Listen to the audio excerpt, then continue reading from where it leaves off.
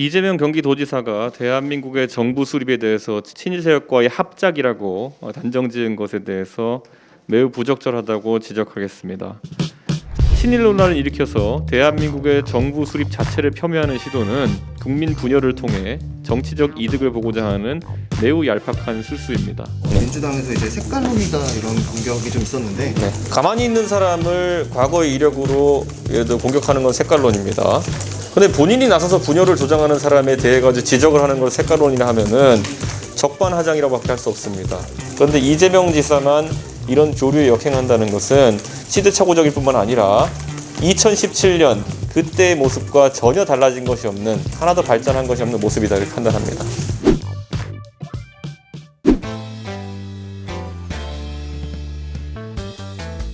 이재명 경기도지사가 대한민국의 정부 수립에 대해서 친일 세력과의 합작이라고 단정지은 것에 대해서 매우 부적절하다고 지적하겠습니다. 송영길 대표께서는 당선 이후 정당을 대표해서 이승만 박정희 대통령에게도 현충원에서 예를 갖췄습니다.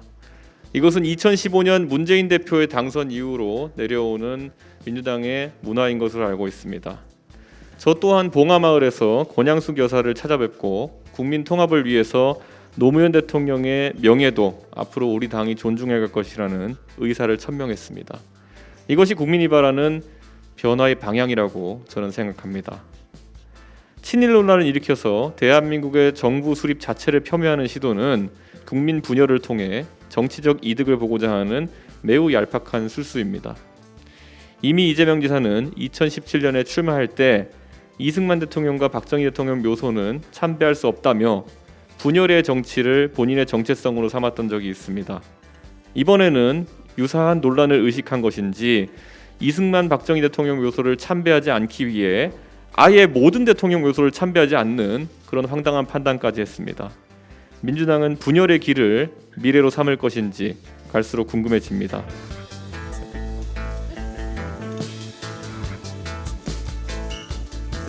윤석열 전 검찰총장 페이스북 관련해서 민주당에서 이제 색깔론이다 이런 공격이 좀 있었는데 그 페이북 논란에 대해서 어떻게 좀 보실까요? 저희가 가만히 있는 윤석열 전 총장 측도 그렇고 오늘도 저희가 최고위원회에서 언급했지만은 가만히 있는 사람을 과거의 이력으로 예를 들어 공격하는 건 색깔론입니다. 근데 본인이 나서서 분열을 조장하는 사람에 대해 가지고 지적을 하는 걸 색깔론이라 하면은 적반하장이라고밖에 할 수 없습니다. 예. 송영길 대표께서 취임 직후에 이승만 박정희 대통령 묘소를 참배하고, 그것은 2015년 문재인 대통령께서 대표가 되신 이후부터 이어진 전통으로 알고 있습니다. 그런데 그것을 부인하고, 또 저도 봉하마을을 최근에 방문해서 권양숙 여사를 예방하면서 다시는 전직 대통령에 대한 어떤 공격을 통해 가지고 정치적 이득을 취하려는 그런 문화가 우리 당내에 없도록 하겠다고 말씀드렸고, 국민들은 이런 행보에 대해 가지고 국민통합의 차원에서 적극적으로 지지하고 계십니다. 그런데 이재명 지사만 이런 교류에 역행한다는 것은 시대착오적일 뿐만 아니라 2017년 친일 논란을 일으키면서 대선 경선 행보를 시작했던 그때의 모습과 전혀 달라진 것이 없는, 하나도 발전한 것이 없는 모습이다 이렇게 판단합니다. 지금 최근에 또 윤석열 전 총장이 계속 회동은 하고 있는데도 입당 시기에 대해서는 구체적인 언급이 여전히 없는 상황인데 여기에 대해서는 어떻게 보고 계신지 한 말씀 부탁드리겠습니다. 입당 시기를 말씀하시면 끝나는 거 아닌가요?